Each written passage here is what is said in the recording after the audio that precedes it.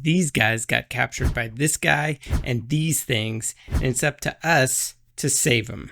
The town of Oakrun is in danger. Trade routes have come under attack, with several merchant caravans being reported missing. Our heroes, the Adventurers Guild, seek to uncover the mystery and restore peace and safety to the town. Along the way, they encounter a cursed forest, murderous elementals, plants that seem to just come to life, and of course, the final boss. Will the dice rolls be in their favor?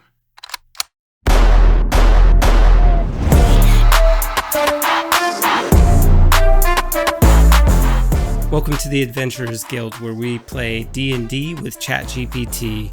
I'm so freaking excited about today's episode because it's guaranteed to please. So in the words of my good friend Samuel L. Jackson, hold on to your butts.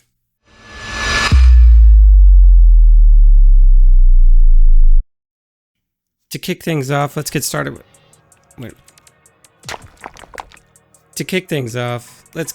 with... a rundown of the character we'll be playing, Alarian Swiftglint. Look, I feel like Kobe 24, you know I had to ice my wrist. I've been ballin' since the young, you know I had to stack my chips. Bending corners, 12 personas, know we had to take them risks. You want a spot and take a shot, don't give a fuck about no miss. We in the field. Now that that's done, let's get into it. We're ready, Dungeon Master. Rain drums on oak shingle roofs as dusk settles over the frontier village of Oakrun. Inside the Stag and Stone, torchlight flickers across crowded tables.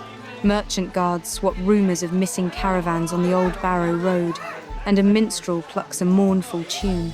At a corner table, Brom polishes a dented shield. Lyra pages through a water-stained codex, and Pip tweaks a brass dragonfly that keeps trying to bite him. They look up as Alarian Swiftglint, rapier at hip, arcane runes glimmering faintly along the blade, steps from the storm-slick street, cloak steaming.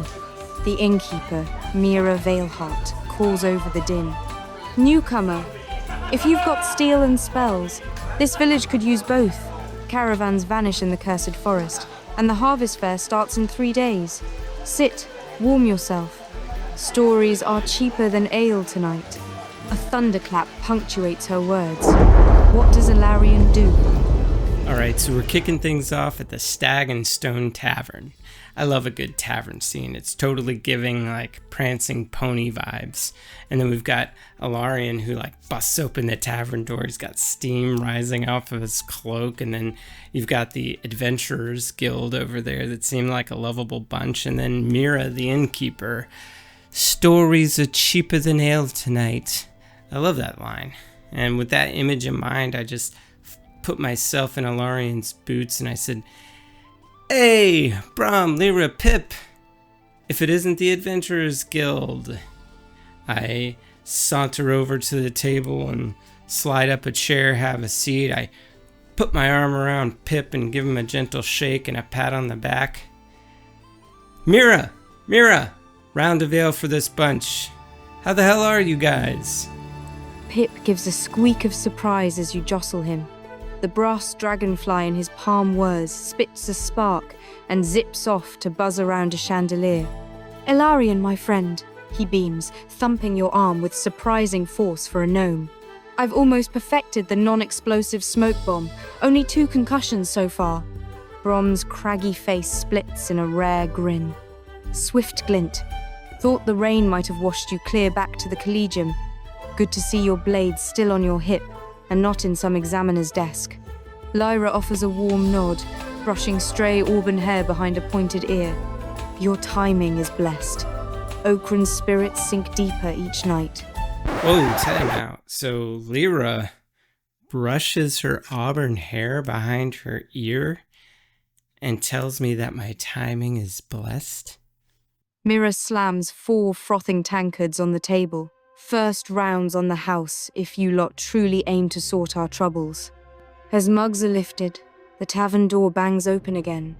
A half-drenched merchant guard limps inside, helm under his arm, eyes wide with fear. He scans the room, spots Brom's shield, and hurries over. "Adventurers? Gods, I hope so. Our caravan of 3 wagons vanished on Old Barrow Road at dusk. I escaped, but the drivers, screams in the mist, shapes in the trees. He sets a torn silk pennant on the table, embroidered with a silver boar. My captain will pay handsomely for any who bring survivors, or proof of what took them. Pip's eyes gleam. Handsome pay buys plenty of alchemical supplies. Lyra rests a calming hand on the guard's arm. Sit, breathe, and tell us everything you remember. Brom drains half his ale, wipes his beard, and looks to you. So, Bladesinger, up for a stroll through a cursed wood.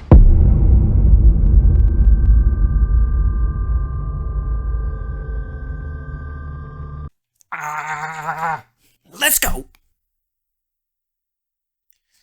So as a quick recap, we're in the town of Oak Run. We're at the Stag and Stone Tavern. There are rumblings of missing merchant caravans on the Old Barrow Road near the Cursed Forest. Our heroes are me, Hilarion.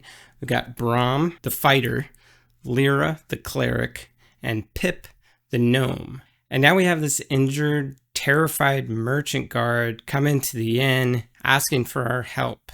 I really think we need to learn more about the situation, so I say, hey, we're here to help, friend. Tell us where you were on the Old Barrow Road, and tell us about this pennant. The guard sinks onto a bench, fingers trembling round his tankard. Names, Corvin, Silver Boar Caravan Company. He taps the torn pennant, a silver boar rampant on green. Sign of Lady Marla Silverboar, a wealthy spice and silk factor in Oakron. Corvin explains that his 3-wagon convoy was 2 miles down Old Barrow Road, the stretch that bends northeast into the cursed forest, when thick mist rolled in. Lantern light barely reached 10 paces. Figures stepped out of the fog, tall shapes with bark. White skin and mossy hair.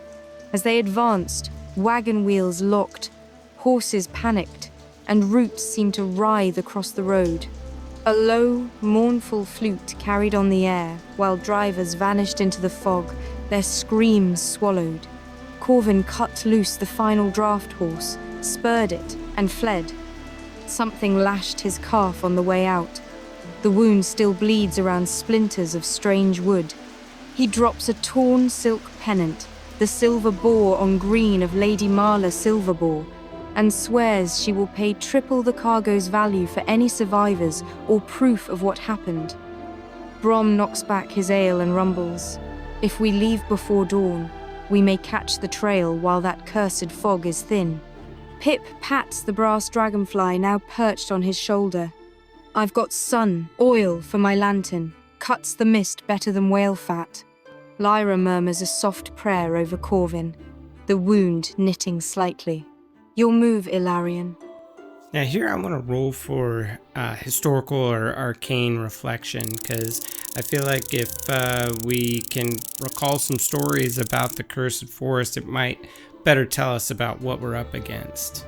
Hilarion closes his eyes for a heartbeat, sifting memories of dusty tomes and whispered legends. Make an intelligence check. Your choice of arcana or history. We'll see what secrets surface from your studies. All right, here we go. Our first dice roll. Rolling for arcana, and...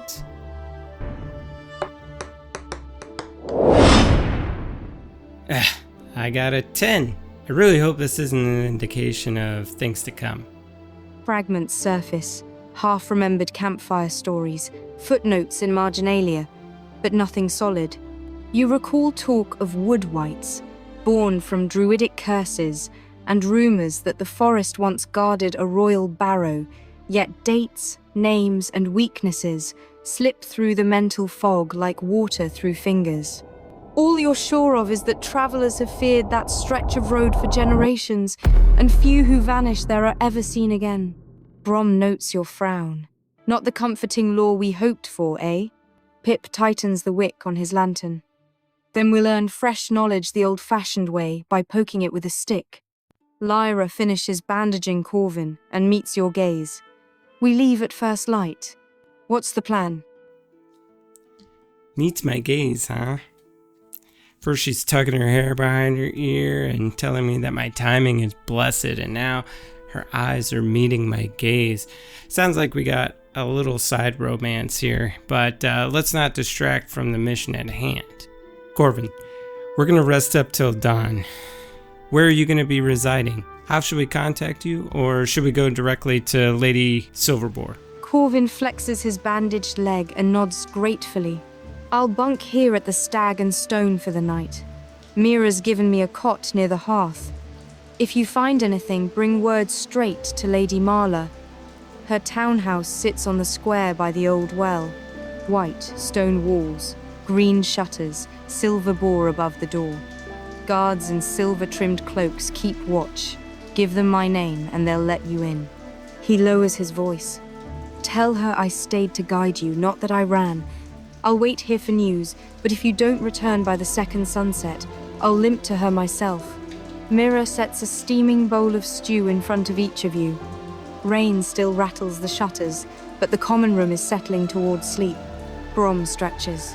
Dawn march it is. We'll meet here an hour after first light, full gear. Pip slips on a pair of soot-smudged goggles. I'll tinker a fresh flash bomb before bed, something that only mostly blinds friends. Lyra clasps her holy symbol, offers a quiet blessing around the table, and turns to you. Rest well, Ilarion. We may need every spell you can weave come morning. And with that, the Adventurers Guild hits the hay, getting ready for the first of many tales to come, and you won't believe what's up next.